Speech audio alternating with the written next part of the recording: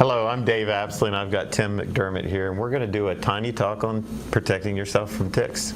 So you want to talk about some of the products you've got on the table, Tim? Sure, thanks, Dave.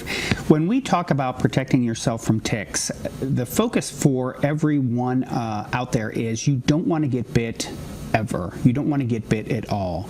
And so part of doing the protection that you want to do for either your family, your companion animals, or for your livestock is you want to come up with a personal protective protocol that involves a lot of different things. You want to talk about making sure that you are doing thorough tick checks after you've been outside, not just in the woods. This can be in a park. You want to talk about how you have your companion animals protected. You want to work with your veterinarian to make sure that you're using products that are effective. You want to wear light colored clothing, long pants, long sleeves.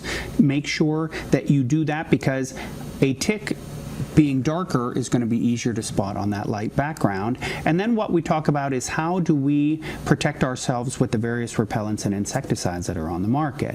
So we've got 3 products here, and we're going to divide them up into repellents and insecticides. A repellent, and these products contain DEET, is the active ingredient, is something that you apply to your skin topically.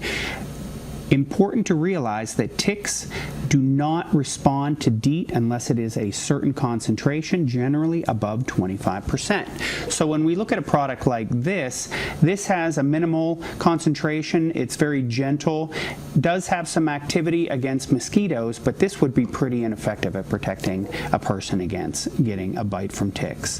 When we look at some of the backwoods products on there and we read the label, this has 25% DEET in it, and 25% is considered minimally effective. You need to have at least 25% topically applied to either your hands or your face for that. So the standard that we're using out there right now is we like to use permethrin that has been topically applied to your clothing.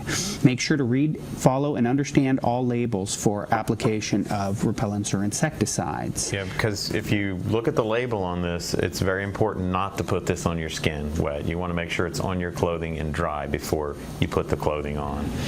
So when you apply permethrin, and this can be done to treat your own clothing, or if you are not comfortable doing that, there's lots of different products that you can purchase from outfitters. And Dave, you have a process that you send your clothing in. There's a company called Insect Shield that we use, and there's other companies out there, but a lot of foresters are using it where you can actually send in your clothing. They have a package, whatever you can stuff in there, they'll treat for a fee. And we highly recommend treated clothing because some of that, if you send it in or you buy their clothing, they say up to 70 washings on some of that. So if you're in the woods regularly, do like I do. I've got 3 sets of pants, I've got socks, I've got shirts, and I'll rotate them in and and make sure I've got that treated clothing on when I'm out in the woods. So looks like we're going to have to wrap, and I appreciate you coming in, and hopefully you folks will go out there and protect yourself from those ticks. Thanks.